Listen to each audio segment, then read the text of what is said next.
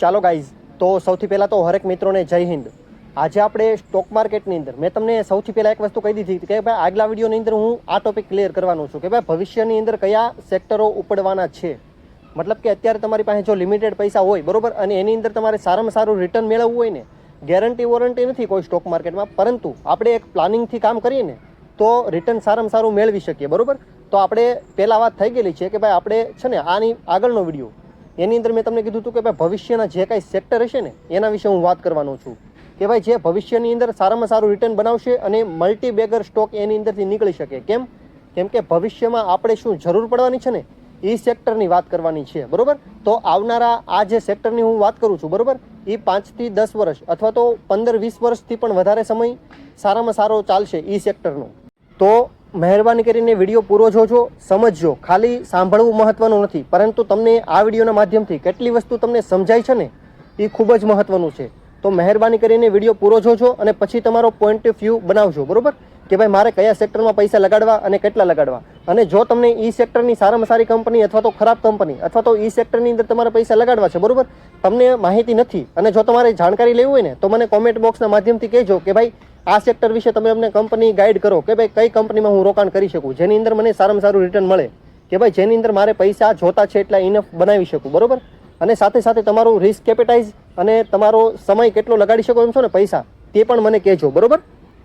અને હા, જો તમને હકીકતમાં વિડીયો ગમે અને વિડીયો વેલ્યુએબલ લાગે ને કે નહીં ભાઈ હકીકતમાં ભવિષ્યમાં મારે આ ધંધાની અંદર મારા પૈસા બની શકે બરોબર, અને આ વિડીયોની અંદર તમને હકીકતમાં ક્યાંક જાણવા શીખવા મળે ને તો મહેરબાની કરીને વિડીયોને લાઇક શેર કરજો અને ચેનલને પણ સબસ્ક્રાઇબ કરજો, જેથી કરીને હું જ્યારે પણ સારા વિડીયો અથવા તો કોઈ વેલ્યુએબલ ઇન્ફોર્મેશનવાળા વિડીયો મૂકું ને ત્યારે તમને નોટિફિકેશન મળે અને તમારે બીજી વાર મારી ચેનલને ગોતવી ન પડે. એટલા માટે સિલેક્ટ ઓલ કરી લેજો બરોબર સબસ્ક્રાઇબની અંદર.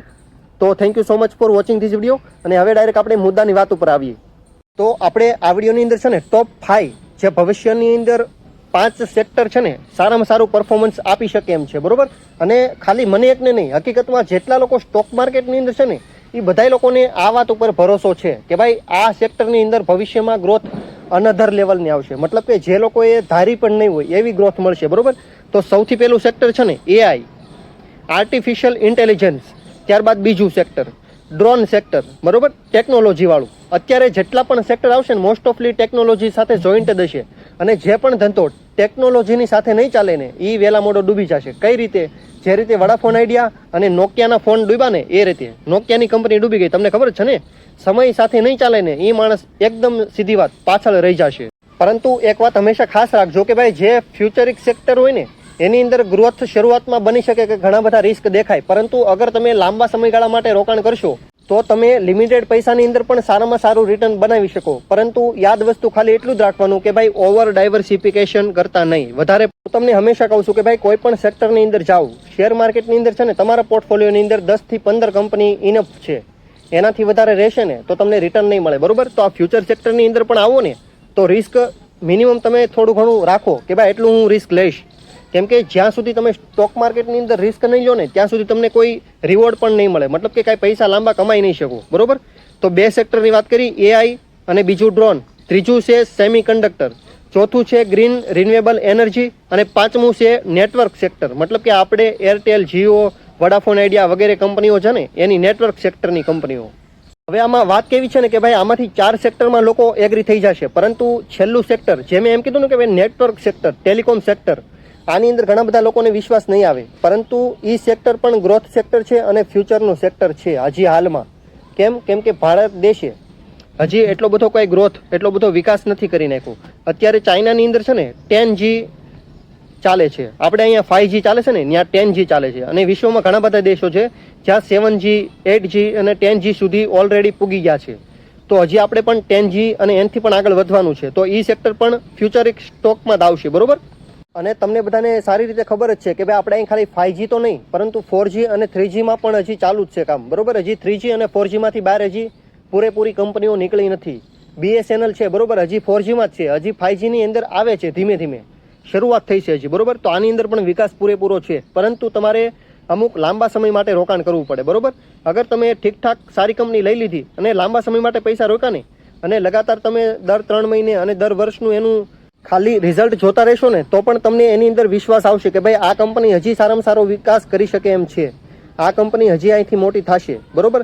તો શેર માર્કેટની અંદર તમે હકીકતમાં જેન્યુન સારી એવી રકમ કમાવા માંગતા હોય ને તો ફ્યુચર સેક્ટર પકડો. જે સેક્ટરની અંદર ઓલરેડી વિકાસ થઈ ગયો છે ને એ સેક્ટર હવે તમે ધીમે ધીમે છોડો. ભૂલી જવાનું નથી કહેતો. એ છોડીને એનામાંથી પૈસા કાઢીને ફ્યુચર સેક્ટર છે ને એની અંદર પૈસા લગાડો, કેમ કે ભવિષ્ય એની અંદર છે, બરોબર. અત્યારે હું તમને કોઈ રેકમેન્ડેશન નથી આપતો, કોઈ પણ પ્રકારની જાણકારી આપું છું ખાલી, બરોબર, ખાલી શીખવા માટે. અગર જો તમને કંપનીના નામ ન ખબર હોય અને ભવિષ્યની અંદર તમારે રોકાણ કરવું હોય, બરોબર, તો તમે મને કોમેન્ટ બોક્સની અંદર પ્રશ્ન પૂછી શકો છો કે ભાઈ કયા સેક્ટરની કઈ કંપની સારી છે, બરોબર. તો એના વિશે હું થોડું ઘણું એનાલિસિસ કરી દઈશ. આપણા દેશની અંદર છે ને એઆઈ સેક્ટરની ખૂબ જ ઓછી કંપનીઓ છે, બરોબર. હજી પ્રોપરલી પૂરેપૂરું વર્ક થતું નથી, પરંતુ એનું સાથે સાથેનું કામ કરતી ઘણી બધી કંપનીઓ છે, બરોબર. તો અત્યારે તમારે જો એઆઈ સેક્ટરની અંદર પૈસા લગાડવા હોય ને તો એ કંપની જે કોઈ હોય, બરોબર, એ એઆઈ સેક્ટરની અંદર કયું કામ કરે છે ને એ જાણકારી રાખવી પડે કે ભાઈ એઆઈ સેક્ટરની અંદર હકીકતમાં કામ કરે છે કે ખાલી નામથી જ બતાવે છે કામ કરું છું એમ. તો એ વસ્તુ તમારે જાણવાની રહેશે, બરોબર. ત્યારબાદ ડ્રોન સેક્ટર, ડિફેન્સ સેક્ટરની અંદર ડ્રોનનું સૌથી વધારે મહત્વ છે, બરોબર. અને આવનારું ભવિષ્ય ઉજ્જવળ છે, સારામાં સારું છે આ સેક્ટર માટે. કેમ કે અત્યારે કોઈ પણ દેશ પોતાના દેશના સૈનિકોને મારવા દેવા માંગતા નથી. એ લોકોને મશીનથી જ કામ કરાવવું છે, મશીનથી જ લડવી છે વોર. કોઈ પણ પ્રકારનું યુદ્ધ હોય ને મશીન ઉપર અત્યારે યુદ્ધ લડાય છે, બરોબર. તમને ખબર જ છે, રશિયા યુક્રેન જોઈ લો, ઇઝરાયલ ગાઝા જોઈ લો, બધી કોર અત્યારે મશીનરી ઉપર જ ચાલે છે, બરોબર. મોસ્ટ ઓફલી ટેકનોલોજી ઉપર યુદ્ધ ચાલુ છે. ત્યારબાદ સેમિકન્ડક્ટરની અંદર છે ને તમે અત્યારે ઇલેક્ટ્રોનિક કોઈ પણ આઈટમ લેશો ને તેની અંદર સેમિકન્ડક્ટરની ચિપ્સ કમ્પલસરી ફરજિયાત લગાડવાની આવે જ છે, બરોબર. અને લગાડવાની જ હોય. અત્યારે આપણે કોઈ પણ ઇલેક્ટ્રોનિક આઈટમ લઈએ છીએ, બરોબર. હવે એની અંદર તમને ઘણીવાર ખબર પડે છે કે ભાઈ ઓટો સિસ્ટમ લાગેલી છે, મતલબ કે તમે જો કોઈ પણ માણસ ઘરની અંદર નથી અને મશીન હાથે પોતાનું પ્રોગ્રામિંગ કરે છે, મતલબ કે કામ કરી લે છે, બરોબર. જાતે મશીન બંધ થઈ જાય છે, પાછું ચાલુ થાય છે, પાછું પછી અંદરની પ્રોસેસો અલગ અલગ થતી હોય છે, બરોબર. તો આ વસ્તુ છે ને સેમિકન્ડક્ટરની ચિપ્સ છે ને એના માધ્યમથી થાય, મતલબ કે એક પ્રકારનું મશીનનું મગજ છે સેમિકન્ડક્ટર. અને ભવિષ્યમાં મોસ્ટ ઓફલી ઘણા બધા સાધન સામગ્રીઓ છે ને ઓટો સિસ્ટમ ઉપર આવશે, મતલબ કે પોતાની જાતે કામ કરશે માણસની જેમ. માણસ નહીં હોય, ખાલી મશીન હશે, પણ મશીનની અંદર સેમિકન્ડક્ટરની ચિપ્સ હશે એટલે એ માણસની જેમ વિચારીને કામ કરશે, બરોબર.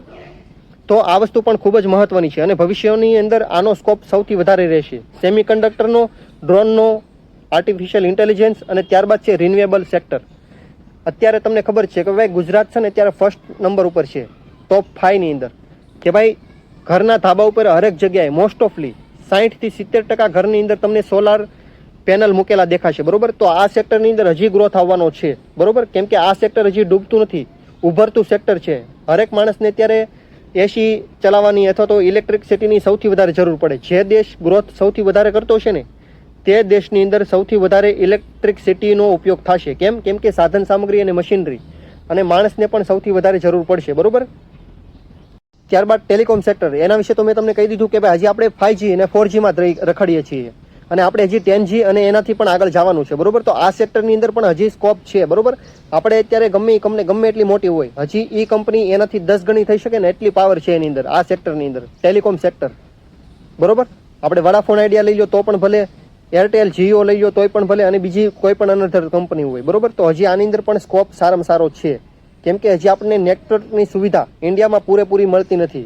ગામડે આપણે જઈએ તે આપણને પ્રોપરલી નેટવર્ક મળતું નથી, ખબર છે ને ભાઈ. તો હજી આ સેક્ટરની અંદર પણ આપણને ગ્રોથ છે. હવે ટેલિકોમ સેક્ટરની અંદર મેં તમને કંપનીના નામ દીધા, એનો મતલબ એમ નથી કે ભાઈ હું કાલ ઉઠીને સવારે ડાયરેક્ટ લગાડી દઉં અથવા તો અત્યારે લગાડી દઉં, બરોબર.